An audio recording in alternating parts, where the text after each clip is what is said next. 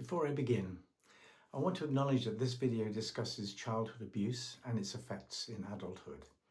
And I will not be describing abuse in graphic detail, but please take care of yourself while listening to this video. Pause if you need to, and only continue if it feels manageable. Now, when a child is abused, the experience does not simply end when the abuse stops or when childhood comes to an end.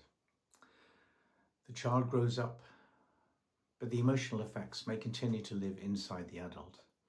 That wounded inner child may still carry fear, shame, confusion, anger, sadness, and an overwhelming sense of being alone. They may also carry beliefs that were formed while trying to understand something that no child should ever have had to experience. I must have caused this. There must be something wrong with me. I should have stopped it. Nobody will believe me.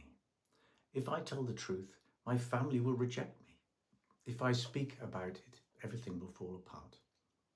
These beliefs can feel completely convincing, but they are not the truth. A child is never responsible for being abused. Responsibility always belongs to the person who abused the child and to any adults who knew, suspected, or should have protected that child, but failed to do so. Yet knowing this intellectually is not always enough. An adult may fully understand that the abuse was not their fault while still carrying a younger part who feels ashamed, frightened, and somehow responsible. This is one of the difficulties of working with childhood abuse. The adult may know what is true, while the inner child continues to live inside the emotional reality of what happened. Very often, secrecy was part of how the child survived. Perhaps the abuser threatened them. Perhaps the child feared that nobody would believe them. Perhaps they depended upon the person who was harming them. Perhaps other family members looked away, minimized what happened, or protected the reputation of the family rather than protecting the child. The child may have learned that speaking out was dangerous and silence was safer. That silence should not be judged. It was not weakness. It may have been the only protection available to a powerless child. However, what protected the child then may imprison the adult now. The adult may continue to protect the abuser, the family, or the family's secret, even though doing so comes at an enormous personal cost. They may carry shame that never belonged to them and responsibility should always have belonged elsewhere. They may fear that if they tell the truth, the family will reject them. This fear can be particularly powerful when members of the family denied, ignored, or colluded with what happened. Speaking about the abuse may feel as though it threatens the person's remaining connection to the family. I understand this. The inner child may believe, if I tell, I will lose everyone. So the adult remains silent. But the price of that silence may be continuing isolation. The original experience remains hidden, unexamined, and emotionally unaccompanied. This is why I use the image of bringing the experience into the light. There is a familiar expression that sunlight is the best disinfectant. In this context, I do not mean that an abuse survivor must disclose everything publicly, confront their family, or reveal every detail before they are ready. Bringing something into the light does not mean exposing yourself to further danger. It means allowing what happened to become speakable with a safe, confidential, and professionally supportive relationship. It means that the experience no longer has to remain locked inside the same secrecy in which the abuse occurred. Healing does not necessarily require telling every detail, and it certainly does not require telling everything at once. A trauma-informed therapist should never force disclosure or treat emotional overwhelm as evidence that therapy is working. The person who was powerless as a child must be given choice and control as an adult. They decide what to share, they decide when to share it, and how quickly the work proceeds. Safety, trust, and emotional stability must come before deeper trauma processing. Sometimes the first therapeutic task is simply creating enough safety for the person to remain present with the therapist. The client may initially say, something happened to me, but I cannot talk about it yet. That is already a beginning. The therapist can respond, well, you do not have to tell me everything today. You are in control of what you share. We can go slowly. I believe that something happened, even if you do not yet have the words for it. I will not pressure you. Now, this is important because healing does not come from forcing the person to relive the abuse. No, it comes from helping them process its emotional and psychological effects without becoming overwhelmed by them. There is a difference between re-experiencing and therapeutic processing. Re-experiencing means that the person feels transported back into the abuse. They may become flooded, frozen, dissociated, or emotionally lost inside what happened. The adult and inner nurturing parent may disappear, leaving the abused inner child as the whole emotional reality. Therapeutic processing is different. The person approaches the experience gradually, whilst remaining sufficiently connected to the present. They begin to know, this happened to me then, but it's not happening to me now. I was powerless then, but I have choices now. I was alone then, but I'm not alone in this room.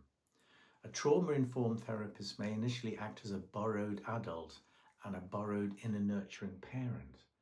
The therapist provides steadiness, emotional containment, and a reliable witnessing presence until the client can gradually develop more of that capacity within themselves. The therapist does not take possession of the client's story or tell them what they must feel. The therapist helps create an environment in which the person or the client can discover and express their own emotional truth, which is unique. This may include sadness for the childhood they lost, anger towards the person who harmed them, fear of what might happen if they speak, and grief for the protection, affection, and innocence they should have received. It may also include conflicting feelings. A child can love someone who abused them. They can miss someone who harmed them. They can feel loyalty towards a family that failed them. They can feel angry and protective at the same time. These contradictions do not invalidate the abuse. They show how complicated attachment becomes when the person a child depends upon is also frightening, harmful, or unavailable. Emotional expression is not about producing dramatic reactions. Some people cry, some feel anger, others experience numbness before any recognizable emotion appears. Some need considerable time before they can feel anything safely. There is no single correct way to respond. Important change is that the emotional burden is no longer carried entirely alone. What was hidden becomes witnessed. What was minimized becomes acknowledged and validated. What was blamed on the child is returned to where responsibility truly belongs. The therapist can help the adult speak to the abused inner child. I believe you. What happened was not your fault. You did not cause it. You were a child, and it was the responsibility of the adults around you to protect you. You do not have to protect the person who harmed you. You do not have to carry the family's shame. I will listen to you without forcing you. I will protect you while we approach this together. This is how the healing loop, as I call it, begins. The inner child brings the fear, sadness, shame, or anger. The therapist helps the person remain connected to the present. The inner nurturing parent learns to respond with compassion rather than blame.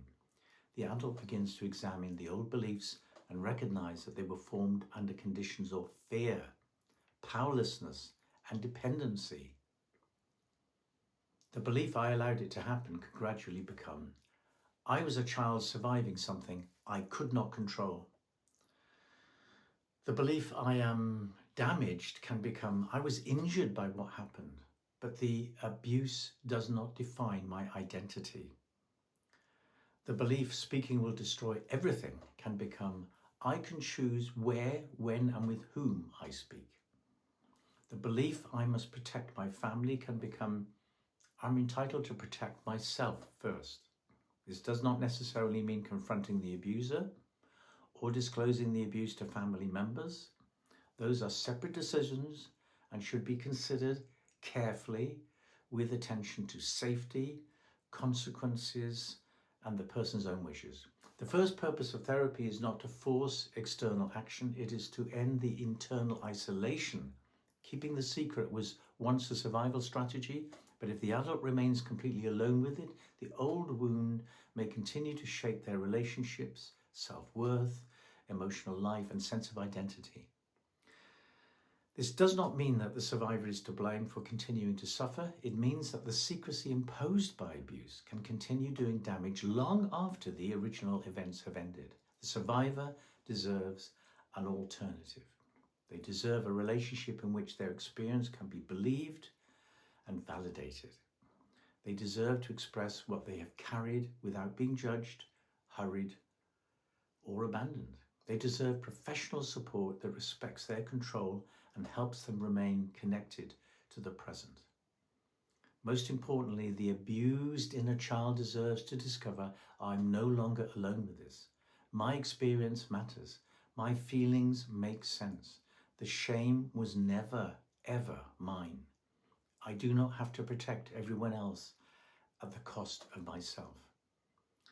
There is an adult here now who will listen to me, believe me, and protect me.